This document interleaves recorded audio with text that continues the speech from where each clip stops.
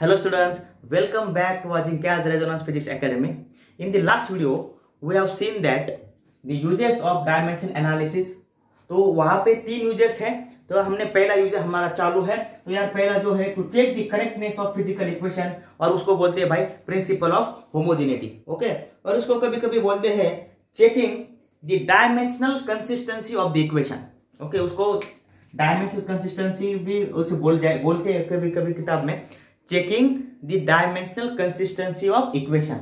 Okay, यहाँ पे लिख लेता हूं मैं, एनसीईआरटी के बुक में वही है, dimensional consistency of equation. Okay, तो भाई ये हमने पढ़ा था, अच्छे से पढ़ा था कि यार प्रिंसिपल ऑफ होमोजेनिटी क्या बोलता है. प्रिंसिपल ऑफ होमोजेनिटी बोलता है भाई कोई भी अगर फिजिकल इक्वेशन है तो उस फिजिकल इक्वेशन में जो भी कुछ टर्म्स होंगे तो उन सभी टर्म्स के जो डायमेंशंस होंगे वो सेम होंगे. लेफ्ट साइड में राइट साइड में कैसे भी ले लो, सभी के डायमेंशंस क्या आने चाहिए भाई, सेम आने चाहिए. That is the principle of homogeneity. और एक अच्छी सी बात बोलता है भाई, सिंपल बात बोलता है कि आप जब भी हमें कुछ फिजिकल क्वांटिटीज को ऐड करना होता है तो हम सेम फिजिकल क्वांटिटीज को ही ऐड कर सकते हैं. जिनके डायमेंशन भाई सेम हैं उनको ही हम ऐड कर सकते हैं. कोई भी उठाया और ऐड किया ऐसा नहीं चलेगा. तो वेलोसिटी में वेलोसिटी ऐड होगा, फोर्स में फोर्स ही ऐड होगा, एक्सेलरेशन में एक्सेलरेशन ही ऐड होगा. ओके, बात को थोड़ा सा समझो. ये होता है भाई प्रिंसिपल ऑफ होमोजेनिटी. तो ठीक है भाई, कुछ अगले सवाल हम कर लेंगे. तो यार थोड़ा सा अगले सवाल कर लेंगे, हम कर लेंगे अभी. चलो ठीक है, एग्जाम्पल पिछले वाले वीडियो में हमने किया था. पिछले वाले वीडियो में भाई हमने 2-3 सवाल किए थे. तो यार थोड़ा सा आपको समझना होगा कि अगर कुछ फिजिकल इक्वेशन डायमेंशनली करेक्ट है, पिछले वाले में हमने एग्जांपल देखे थे, if the physical equation is dimensionally correct it may or may not be physically correct. वो इक्वेशन फिजिकली करेक्ट ही हो ऐसा कुछ नहीं है. मगर अगर कुछ इक्वेशन डायमेंशनली रॉन्ग है तो वो फिजिकली भी क्या होगा, रॉन्ग ही होगा. ओके, चलो कुछ और एग्जांपल करते हैं. एग्जांपल नंबर 1 फिर से. तो let us check whether the given equation a given formula is dimensionally correct और नॉट. तो डायमेंशन फार्मूला दिया हुआ है, फिजिकल इक्वेशन दिया है, t = 2 pi under root L upon G. यहाँ पे t जो है, t है बाय पीरियड. ओके, इसका मतलब एक टाइम है, कुछ नहीं है टेंशन वाली बात. l जो है भाई लेंथ है, और g जो है एक्सेलरेशन ड्यू टू ग्रेविटी है. ओके, आपको थोड़ा सा यार मालूम है, एक्सेलरेशन ड्यू टू ग्रेविटी. इसको चेक करेंगे यार, इसको चेक करेंगे. Period, length and acceleration due to gravity, इसको चेक करो कि यार ये फिजिकली करेक्ट है कि डायमेंशनली करेक्ट है कि नहीं है, ऐसा इसको चेक करना है. तो यार फिर से कैसे चेक करेंगे. तो यहाँ पे ये इसके डायमेंशन लिखे भाई, डायमेंशन ऑफ टी क्या आएंगे, ये टाइम है, टाइम मतलब ये पीरियड है. ओके, तो यार इसके डायमेंशन क्या आएंगे, मास तो नहीं आएगा, लेंथ भी नहीं आएगी, और टाइम में सिर्फ क्या आएगा, 1 आएगा. ओके, m0 l0 t1 ये सिंपली टाइम है. ओके, ये टाइम होता है भाई, इसको थोड़ा सा ध्यान में रखो. और टाइम है तो t1 आया. ओके, यहाँ पे 2 पाई जो है भाई, अभी तो दोनों साइड में डायमेंशंस क्या आने चाहिए, सेम आने चाहिए, तभी तो वो डायमेंशन करेक्ट होगा. तो 2 पाई जो है भाई प्योर नंबर होगा, उसके कुछ भी डायमेंशंस नहीं आएंगे. तो यार डायमेंशंस किसके आएंगे, यहाँ पे किसके आएंगे. तो यार इसको डायरेक्टली ऐसे करता हूं, देखो 2 pi under root L upon G के डायमेंशन चेक करने हैं. तो यहाँ पे डायमेंशंस किसके आएंगे, 2 पाई के तो नहीं आएंगे. डायमेंशन भाई इसके आएंगे, लेंथ के आएंगे और जी के आएंगे. ओके, तो यार लेंथ के आएंगे, इसका मतलब क्या है, लेंथ मतलब यहाँ पे डायमेंशन कितने आएंगे इसको. ये तो देखो भाई बहुत आसान है, लेंथ है मतलब L1 आएगा, मास तो नहीं आएगा उसमें, लेंथ में 1 आएगा, t⁻0 आएगा. कोई दिक्कत वाली बात नहीं, कुछ तरह का साइन है, देखो धीरे धीरे करो. जी जो है भाई एक्सेलरेशन है, एक्सेलरेशन के डायमेंशन क्या होते हैं आपको मालूम है, वो होता है भाई m0 l1 t-2. ओके, तो यार l1 कट गया, m0 तो टेंशन नहीं, तो बचा क्या सिर्फ t⁻2 और ऊपर t⁻0 है. t⁻2 नीचे से ऊपर लेके गए तो ये क्या बन जाएंगे, डायमेंशंस ऑफ t⁻2. ओके ना, उसको नीचे से ऊपर लेके गए t⁻2. तो यार ये क्या बन जाएगा, t⁻2 बन गए. ओके, वाह वाह वाह, बहुत आसान हो गया. t⁻2 है, इसका मतलब ये बाहर जब आएगा तो अंदर स्क्वायर है, बाहर स्क्वायर रूट है, तो यार ये बाहर जब आएगा तो ये बन जाएगा t. तो ये सिंपली t बन गया, उसका पावर 1 है. तो इसको ऐसे लिख सकते हैं ना, तो यहाँ पे लिख तो आराम से लिखो 2 pi under root l by g that is equal to, इसको ऐसे लिखेंगे m0 l0 t⁻1. ओके, तो डायमेंशन चेक करो भाई. तो यहाँ पे लेफ्ट साइड के और राइट साइड के दोनों के डायमेंशन क्या है, सेम है. तो इसका मतलब ये फिजिकल इक्वेशन जो दिया है वो डायमेंशनली करेक्ट है, कुछ भी उसमें रॉन्ग नहीं है. ओके, चलो ठीक है. ओके, तो ठीक है यार, अगला वाला सवाल करेंगे। कुछ मैं यहाँ पे DC पांडे सर की जो किताब है अरिहंत, और उसमें से कुछ सवाल सम कर रहे हैं। ओके, चलो सवाल ये अच्छे होते हैं उसमें, DC पांडे में भी। तो अगला वाला सवाल यहाँ पे ले लेते हैं। Okay, right the dimensions of A and B in the relation.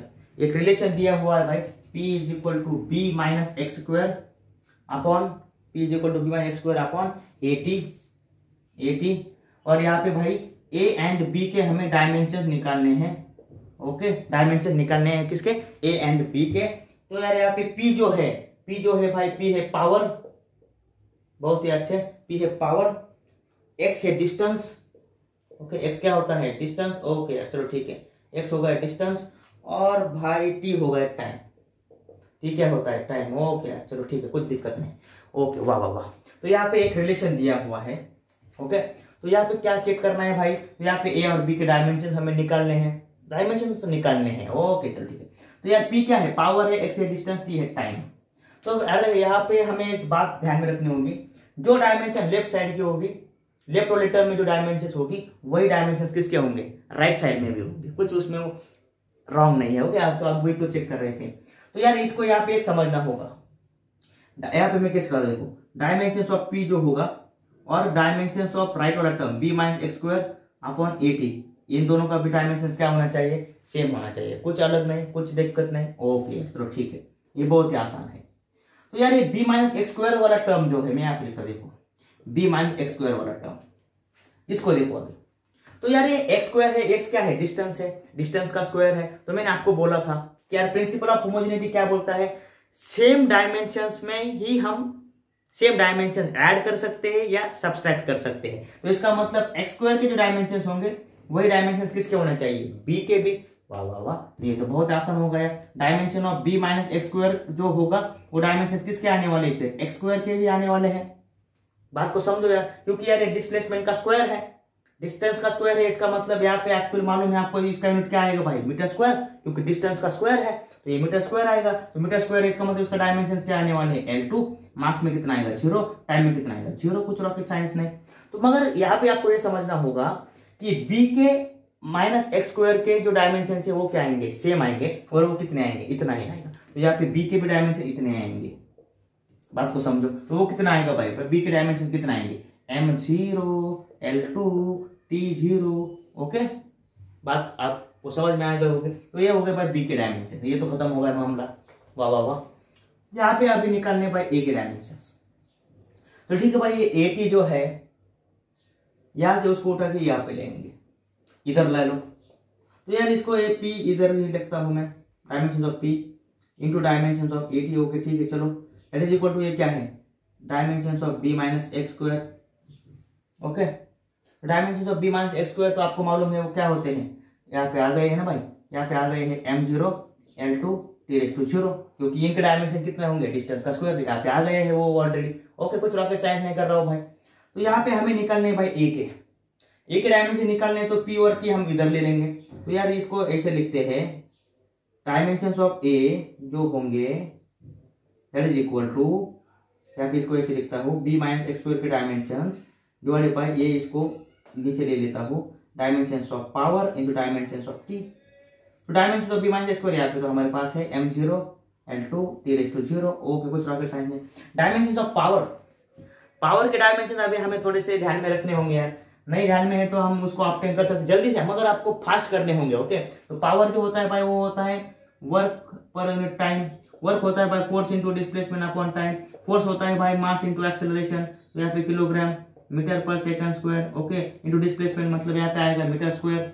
Okay, सही है यार, इसको मैं इधर लिखता हूँ, छोटा सा कट हो जाएगा नहीं तो आपको ये थोड़ा सा भाई आपको तो अभी ध्यान में रखना ही होगा। वहां पे आपको कुछ मतलब अभी उसको ऑप्शन नहीं है, कुछ अभी अलग सा हम उसको कुछ ऑप्शन नहीं है। ओके, या तो मेमोराइज कर लो, तो मेमोराइज इतने डायमेंशन तो कर नहीं सकते, या फिर जो यही है पावर होता है भाई वर्क पर यूनिट टाइम या एनर्जी पर यूनिट टाइम, कुछ भी लिखो। वर्क पर यूनिट टाइम लिखो तो वर्क होता है force into displacement divided by time. तो यार फोर्स के डायमेंशन क्या आते हैं? M0, M1, L1, T-1 और T-2। और डिस्प्लेसमेंट के कितने आते हैं? L1 डिवाइडेड बाय टाइम के कितने आते हैं? T1। तो यार ये नीचे ये इसको सॉल्व कर लो जल्दी से। पावर M1 L2 बन जाएंगे। ओके, L1 L1, ये T-2, ये नीचे से ऊपर गए भाई T-1। ओके, तो ये कितने बन गए M1 L2 T-3। ओके, तो पावर के डायमेंशन यहाँ पे डाल दो भाई जल्दी से, M1 L2 T-3। Okay, into time है T1। इसको फिर से सॉल्व कर लो, सॉल्व कर लेंगे T-3 इंटू T-1, तो ये बन गया भाई T-2। इसको तो बहुत ही आसान बन गया भाई, बहुत ही सिंपल हो गया। ओके यार, कुछ दिक्कत नहीं। ओके ओके ओके, तो यार इसको सॉल्व कर लेंगे। L2 क्या हो जाएगा, कैंसर। तो यार भाई ये तो ऊपर जाएगा, तो ऊपर जाने के बाद क्या आएगा, देखो ऊपर जाने के बाद यहाँ पे वो बन जाएगा m⁻², ये ऊपर गया -1। ओके, इसी ऊपर जाने के बाद m⁻1, T⁻² ऊपर गया तो L में 0 और T⁻² क्या बन जाएगा 2। Okay, so these are the dimensions of A. ये बन गए भाई ए की डायमेंशन। तो चेक करो भाई, अच्छे से चेक करो, m-1 L0 T-2।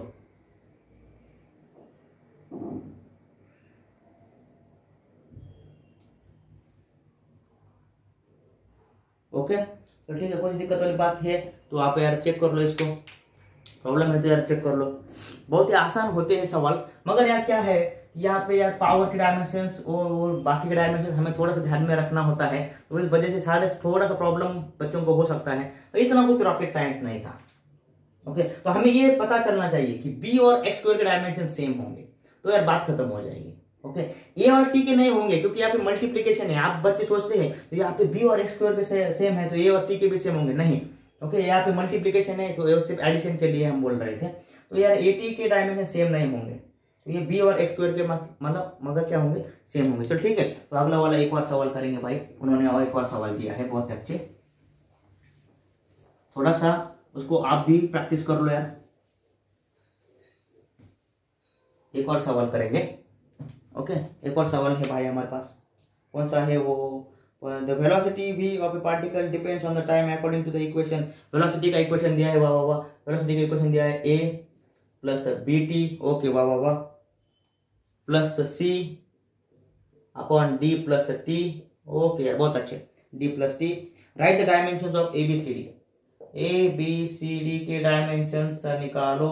ओके, और v क्या दिया हुआ है भाई, v दिया हुआ है वेलोसिटी, वाह वाह वाह, v दिया हुआ है वेलोसिटी, उसको सॉल्व कर लेंगे। तो वेलोसिटी है, इसका मतलब भाई वेलोसिटी के आपको मालूम है वेलोसिटी के डायमेंशंस क्या होते हैं, m0 L1 T-1। कुछ रॉकेट साइंस नहीं, कुछ दिक्कत नहीं। ओके, वेलोसिटी है ये टर्म। तो यार ये अभी ABCD के निकालने हैं, ये भी बहुत आसान है क्योंकि आपको मालूम है कोई भी फिजिकल इक्वेशन कब करेक्ट होता है डायमेंशनली, जब सभी टर्म्स के डायमेंशन क्या आने चाहिए, सेम। तो इसका मतलब ए के जो डायमेंशन होंगे बीटी के और इस टर्म के सभी के डायमेंशन क्या आने चाहिए, वेलोसिटी जितने ही आने चाहिए। तो यहाँ पे लिख लेंगे भाई डायरेक्टली, तो dimension of velocity should be equal to dimension of A should be equal to dimension of BT should be equal to dimension of C upon D plus T. सभी के सेम होंगे, तो यार ए के और बी के तो सेम हो जाएंगे, तो डायमेंशन ऑफ ए क्या लिख लेंगे डायरेक्टली, ये लिखिए, यही आएंगे ना भाई, m0 L1 T-1, कोई दिक्कत नहीं। Okay, dimension of BT, dimension of BT भी क्या आने वाले हैं, m0 L1 T-1, कुछ रॉकेट साइंस नहीं है। ओके, तो यार किसके निकलने हैं, बी के निकलने, किसके, बी के, तो टी यहाँ पे इधर जाएगा, तो यार ये B as dimension of B is equal to ये बन गया m0 L1 T-1, नीचे क्या आएगा, नीचे ये टी गया इधर, डायमेंशन ऑफ टी क्या आएंगे, डायमेंशन ऑफ टी आएंगे भाई टी। थोड़ा सा समझ लो, थोड़ा सा शॉर्टकट में कर लिया है, डायमेंशन या टी इधर गया, तो यार T⁻1 है ऊपर गया भाई, तो ये बन गया m0 L1, नीचे से ऊपर गया T⁻1 है ऊपर गया, T⁻1 बन जाएगा, T क्या बनेगा, T⁻1 T⁻2, तो ये बन गए भाई dimension of B. Okay, dimension of A यहाँ पे है, सीधा आएगा, डायमेंशन ऑफ बी यहाँ पे है। कई बच्चे यार डायरेक्टली भी कर सकते हैं मैनुअली। ओके, तो मैं बोलता हूँ यहाँ पे टाइम है, इसके बीटी के डायमेंशन क्या आने चाहिए भाई, वेलोसिटी के आने चाहिए थे, तो यहाँ पे टाइम है। ओके, टाइम यूनिट होता है बाय सेकंड।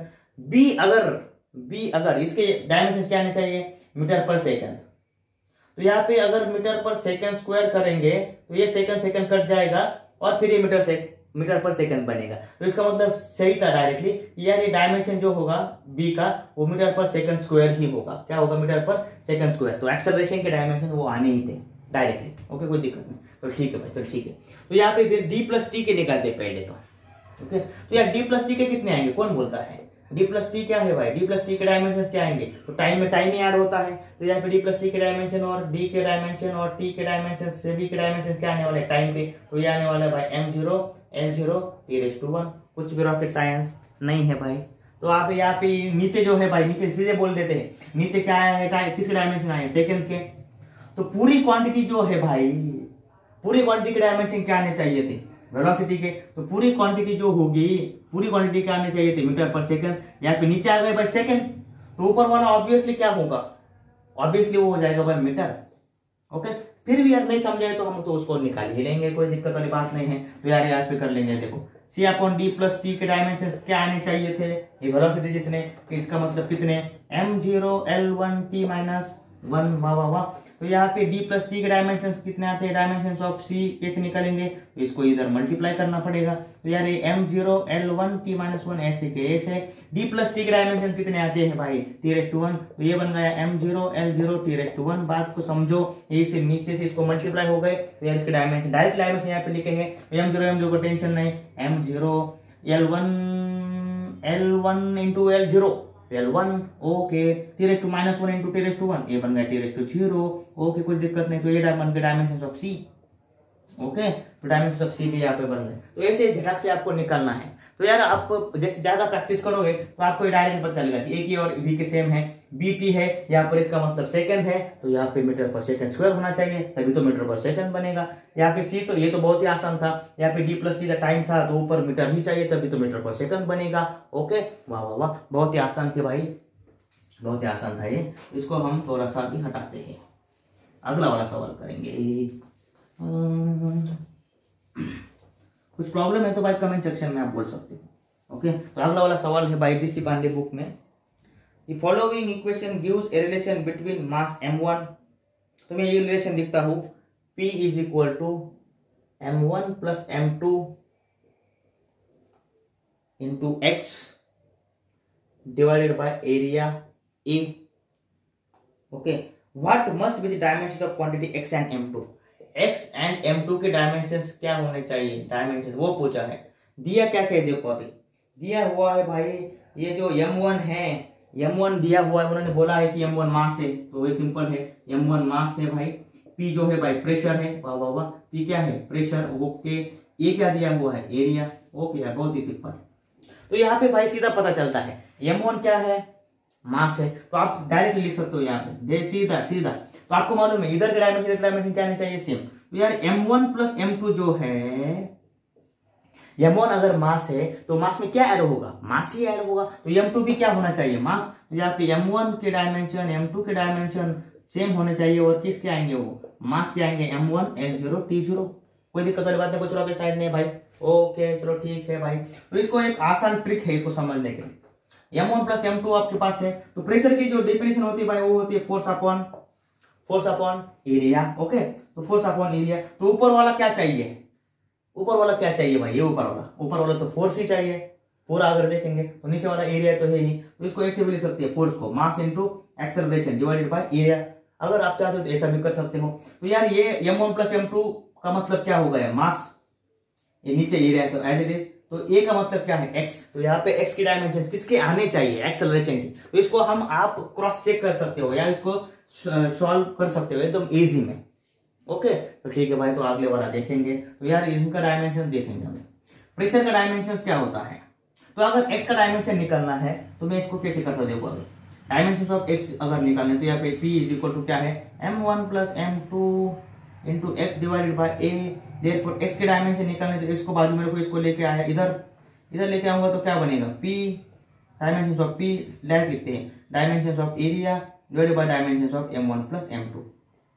ओके, तो प्रेशर के डायमेंशन क्या होते हैं भाई, तो प्रेशर के डायमेंशन निकालने के लिए तो आपको मालूम है भाई, मैं यहाँ पे लिखता हूँ, प्रेशर होता है भाई फोर्स अपॉन एरिया, तो फोर्स का मतलब क्या हो गया, यहाँ पे ऐसे भी लिख सकते हैं, प्रेशर इंटू एरिया, डायरेक्टली कर लेंगे, चलो ठीक है डायरेक्टली कर लेते हैं, प्रेशर इंटू एरिया जो होगा, नहीं एक चलो ठीक है भाई, हम कर लेते सॉल्व। ओके, उसको दो तीन तरीके से कर सकते हैं, तो कंफ्यूजन आपका भी बढ़ जाएगा, मगर ट्रिक्स तो आपको तो यूज करनी पड़ेगी भाई।